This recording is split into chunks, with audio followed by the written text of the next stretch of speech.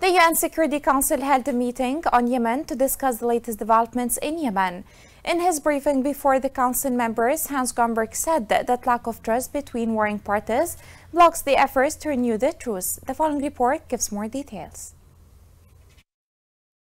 The United Nations Special Envoy for Yemen said the renewal of truce between the internationally recognized Yemeni government and the Houthis remained inconclusive due to a lack of trust. Hans Grundberg, who was briefing the United Nations Security Council on Yemen during a closed-door meeting, said the overall challenge of reluctance by parties to agree on an actual settlement of the conflict was hindering chances for peace. He added that the Houthis imposed preconditions. The government of Yemen faced the challenge of defining its priorities. The United Nations Envoy, he warned that the possibility of the new conflict remains real. Since the breakdown in negotiations, United Nations officials have been talking to the warring sides, as well as international stakeholders, to try to end the violence and enact a formal ceasefire. He said it's important to frame the renewal of the truce as the starting point to a comprehensive settlement of the conflict, as it could help build confidence. Besides, compromise will be needed from all move forward, as the country remains in a precarious state of uncertainty. The European Union called on the Iran-backed Houthis to abandon what it called their extremist positions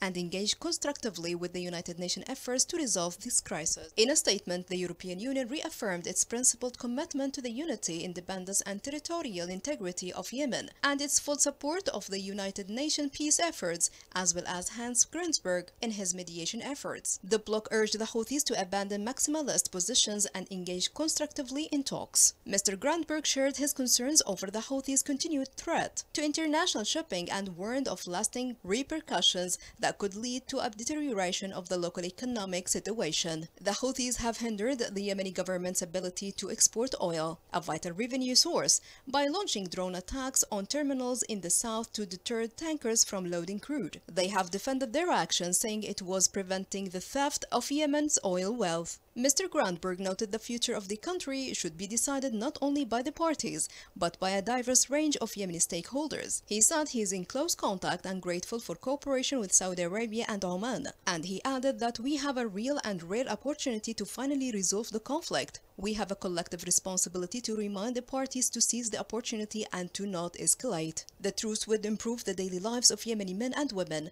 and take steps to end the conflict and benefit the humanitarian and economic measures to unfold. The failure to reach an agreement to extend the truce would lead to reduced cycles of escalation and violence with predictable and devastating consequences for Yemeni's population.